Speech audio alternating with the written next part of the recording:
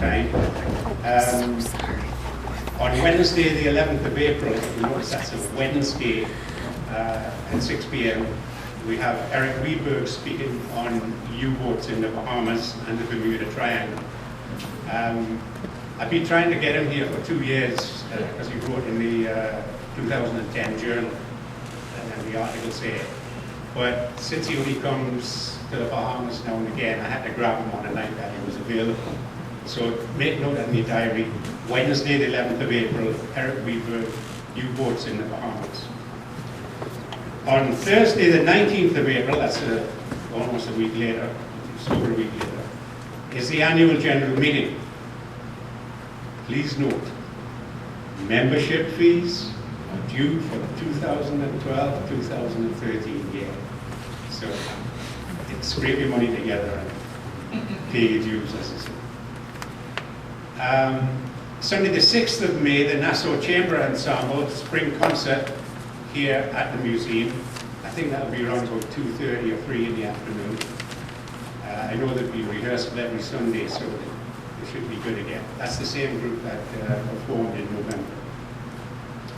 On Thursday the 24th of May, we have our annual lunch fashion show at the Yacht Club, and Clarice is going to give us a good deal with the Yacht Club and have a nice lunch. And it's always good to fellowship together and see friends that you haven't seen for a long time. Our guest speaker. I got a telephone from Pericles Mailers today. He apologized that he couldn't come this evening because tonight our meeting clashes with the annual general meeting of the National Trust. But he especially gives apologies to you and says he doesn't know what to do now in the country when he's so badly needed here. Our guest speaker, I guess I've given his name away now, gained a PhD in Latin American and Caribbean history at Florida State University. He was a director of antiquities, monuments, and museums here in the Bahamas, 1998 to 2009. He performed as the executive secretary of the Clifton Heritage Corporation, 2007 to 2009. He was an adjunct lecturer at the College of the Bahamas for the year 2008-2009. Adjunct lecturer at Florida A&M University. Visiting lecturer at the University of Florida. Author of The Migration of Peoples from the Caribbean to the Bahamas, University Press of Florida. And I think you've got an article on that coming up in the next journal. Yeah, he has the article on that coming up in the next journal. He's the author of The Bahamas in American History, which is his book that is on sale tonight. And he's given you a special price of $20, it says, $20. And not only that, he'll sign his name to it. He was a peer reviewer at the University of Press of Florida. That's what he's currently doing now. Chief consultant of the Norman Solomon Research Center. And the talk tonight will be a review of his book, The Bahamas in American History, which traces the complex relationship between the two countries from early Spanish colonization, blockade running during the American Civil War, and rum running through the Prohibition. I introduce to you Dr. Keith Tinker, The Bahamas in American History. Thank you.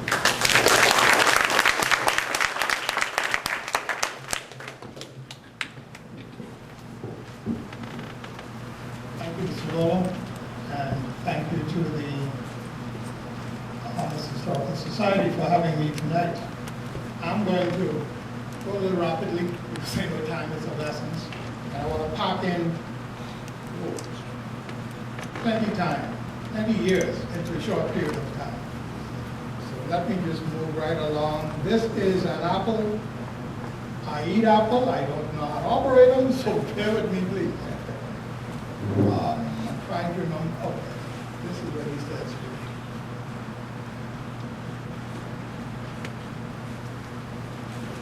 Voila. A little smudge.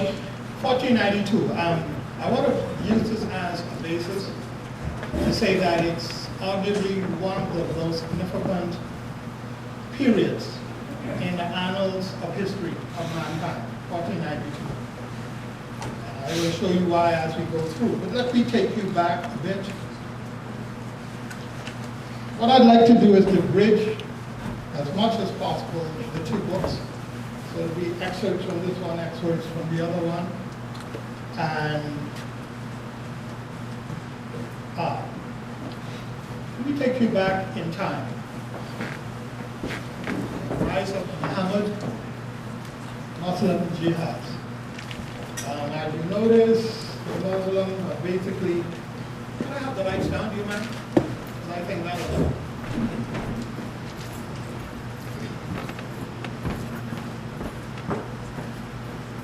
The Umayyad and the other Muslim caliphates are literally, you can turn them all off, that's fine, public please. Thank you. They're literally conquering the world.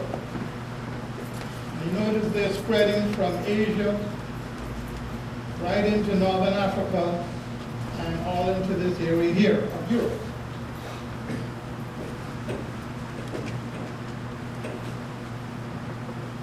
Cordoba Caliphate.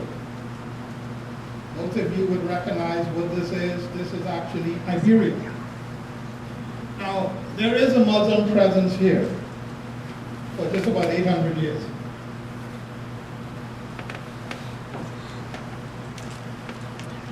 While the Iberians, i.e. the Portuguese and the Spanish, are struggling with the Muslim presence, that doesn't end until 1492. The merchants of Venice are going all along and establishing trade routes in the silk and other types of industries. This is Marco Polo. So while the rest of Europe is either in chaos or they are engaged in fighting, the merchants of Venice are raking in all the money. They have established an overland route to the east. However, 1492 comes. And what happens then is some of the kingdoms of Spain unite. And as such, they're able to successfully, over the years, repel the Muslim forces that are there. So the Reconquista, happens in 1492. The Portuguese are the first to jump because the merchants of Venice already have the trade route going across Europe, across Asia, and so they need to find another way to get a piece of that pie. Everybody wants a piece of that pie. Spices, silks, the whole gamut of it from the east. Opium, of course. And so this guy here emerges as the king in Portugal. And he is supposed to be one of the quote-unquote enlightened despots. But he launches the Portuguese age of discovery. Prince Henry the Navigator, he is commonly called. Some of the people that work for him, Vasco da Gama, he goes around Africa because from here down, from the equator down, before 1492, they already knew what was down here. But they wanted to find this route to go around and go to Asia. Vasco da Gama does it. He is followed by Magellan. He goes even further because he goes around South America and quite a few of those areas. And then he is followed by Vespucci, who goes into North America. And many of you may be aware that most historians argue that the continents of the Americas really name in honor of him, America. So, the Portuguese have gone around the Cape, and they have touched into these areas here. It's now time for the Spanish. They've gotten rid of the Muslims, and it's time for them now to get their piece of the pie. This is the famous Admiral of the Sea, quote-unquote. And he goes to the court. He is from Genoa, Italy. He goes to the court of Spain.